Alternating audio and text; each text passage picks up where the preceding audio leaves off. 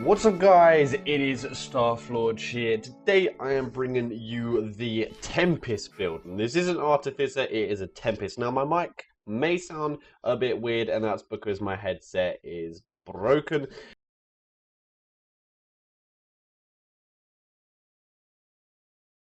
As something always happens to break during my recording, it was my headset this time around, but hopefully I should be getting a replacement. But anyway, let's just get straight into the build. Now it is a level 27/26 build. It doesn't have to be that high, you just have to make sure you have all of these spells, which I believe then only makes it a 25/24. So it's still a high-end build, but you can utilize the key mechanic, which is basically throwing blades and flask of fire, as you will have seen in the teaser.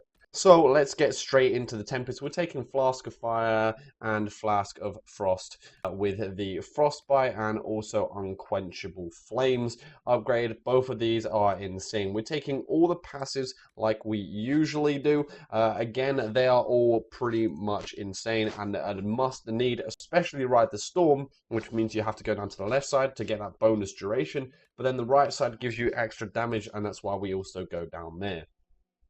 Now, lastly, going into the Flask of Lightning, taking the Thunderstruck upgrade, so we reduced speed by 99%, and also at the end of it, we deal a ton of damage, and it is a very, very hard-hitting damage. As you guys saw in the teaser, those demons got destroyed by it. Going into the stealth tree, as I call it, first of all, taking stealth to get to evasion, to finally get to evade, which has a cooldown of 2 seconds, and we're taking the Shadow Step upgrade. Now what it usually does, you kind of leap, but with Shadow Step you basically blink through the air. As you guys could have seen with this build, we can basically travel as fast as we want with the Flask of Fire Shadow Step combo. Now moving into Sabotage, one of the key areas. First of all, we're taking poison weapons with the infected wounds upgrade. Now this is also quite key. You don't have to, you can get healing so that you have more survivability, but we're taking infected wounds so that we get more damage straight off the bat. Then we're getting claptraps just to get to look like it hurt, to get to cheap shot, mainly just to get down to throwing blades with the precision targeting upgrade.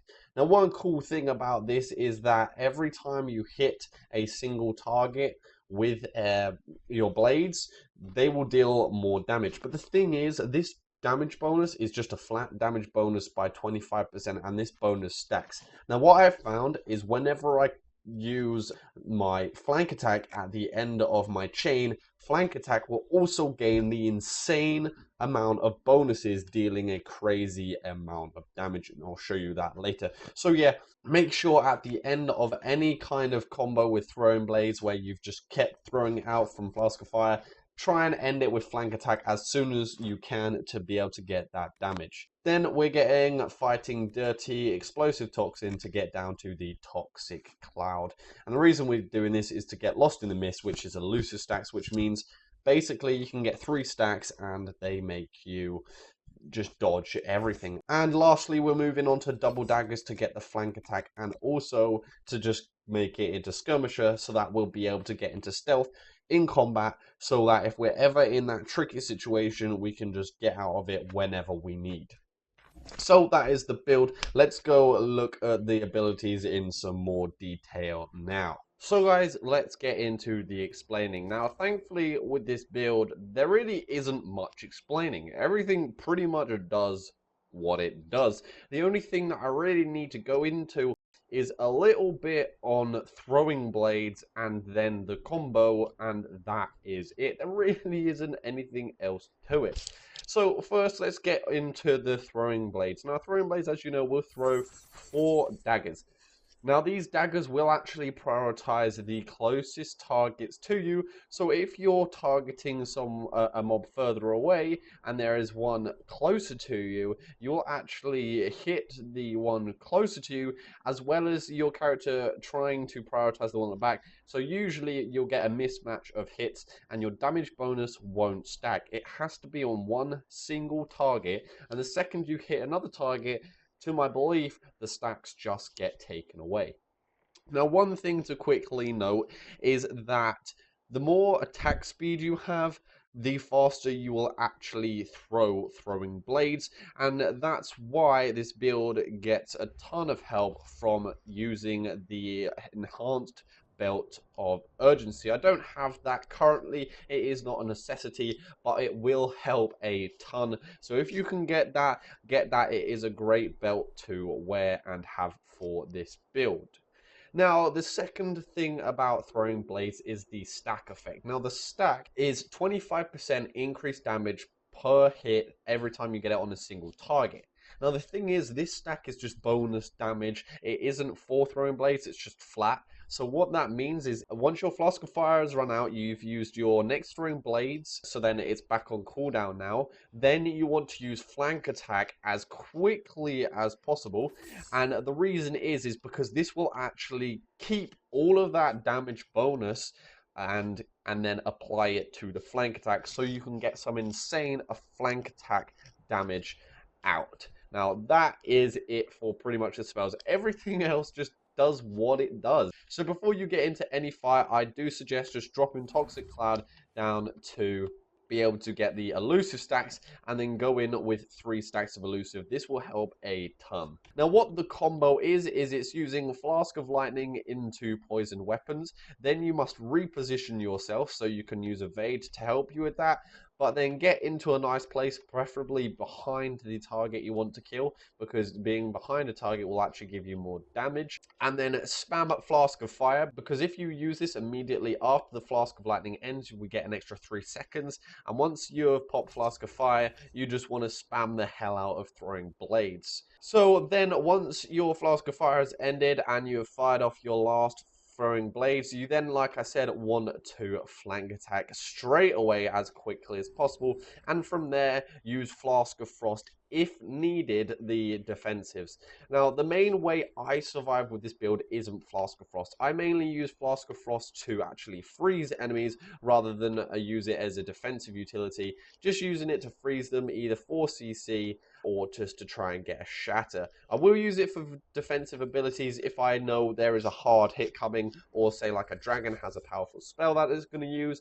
The main way I survive is with Evade, my dodging enemy attacks and spells and arrows and so on and so on.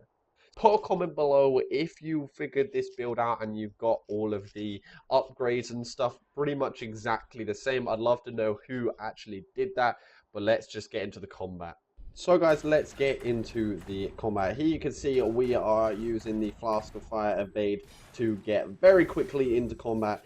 And straight away, we are using Flask of Lightning to start taking down the first mob that has spawned. Poison weapons, and as you could see, I am jumping around to each target using Shadow Step. Now, as you can see here, there is a really interesting mechanic with the Hidden Blades proc. So on my weapons, I do actually have the enchant to get the proc of Hidden Blades.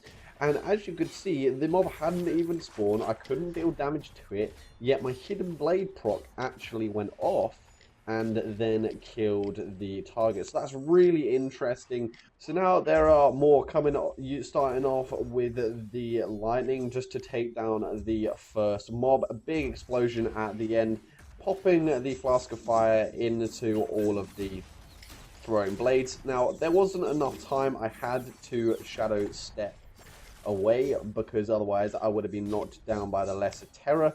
Here I tried to use flank attack, didn't quite reach, but then was able to get to him in that time. Shadow stepping away to get to the furthest mob away, the Lesser Terror, trying to take him down as quick as I can. Now he was just about to go down and pop back up, as well as the Rage Demon going to come back up. So then I used my lightning to quickly take him down, and at the end you could see there the lightning exploded for a ton of damage, and then my Hidden Blades proc went off, killing the target and also the other Lesser Terror very quickly. Throwing blades there with the Flask of Fire to just very quickly take down the Rage Demon. Now here it's just finishing off the last Wraith mobs and then being able to close the Rift. So the build is very self-explanatory, so I hope you guys can just kind of watch this and get a grasp of what you need to do rather than me explain it, because I think this is better learned more by practice than explanation, and the initial explanation I did earlier I think should be enough. But anyway, here is the gameplay clip of me killing the dragon. So guys, while you quickly watch this clip, I wanted to just say sorry for the mic quality. Hopefully I will get a new mic in the next week or so, but the problem is I'm also going on holiday for a while, so I'm not sure what's going to really happen for content wise. I will come up with something for you guys, but here is the combo just about to happen. Pop the Flask of Lightning, pop the Flask of Fire, let's go.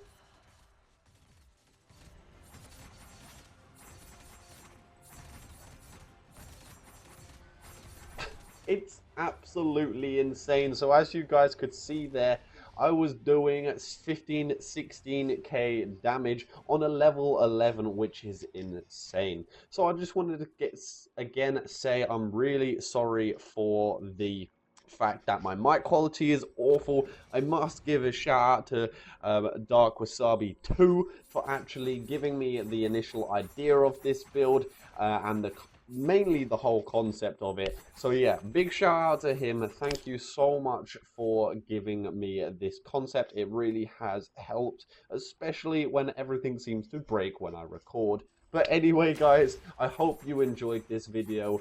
Leave a like, comment below, hit that subscribe button, and I will see you next time.